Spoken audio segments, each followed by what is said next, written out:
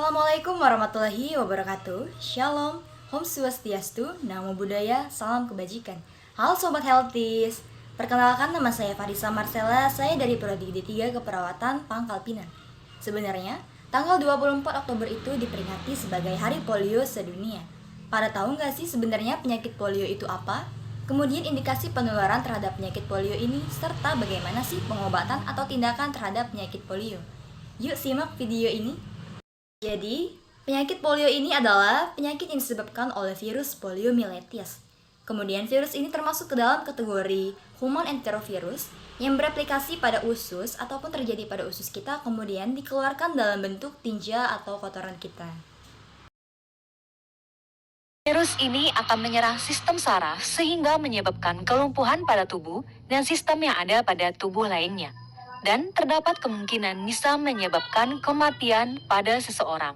Virus ini akan menyebabkan kerusakan pada kornu anterior pada sumsum tulang belakang di tubuh manusia dan juga bisa menyerang bagian lainnya.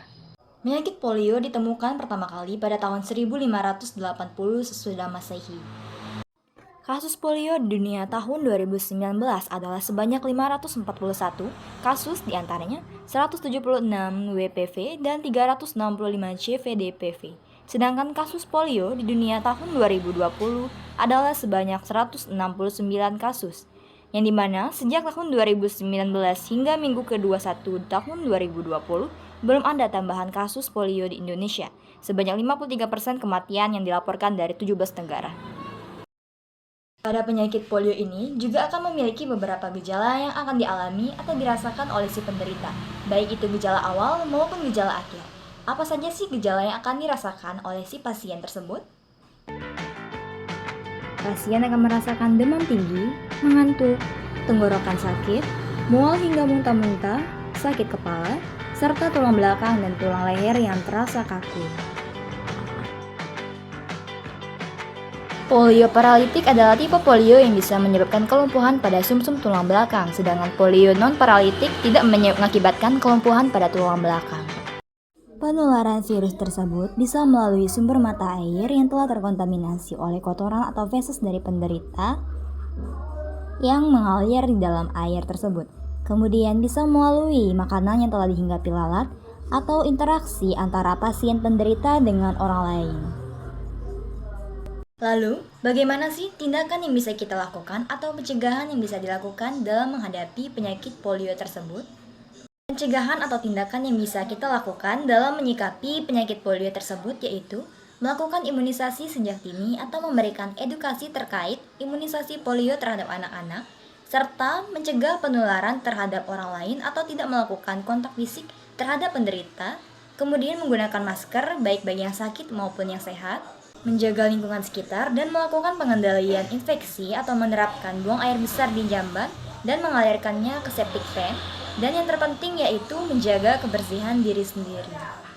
Treatment atau penata laksanaan untuk penyakit polio ini belum ditemukan obat untuk penyakit tersebut.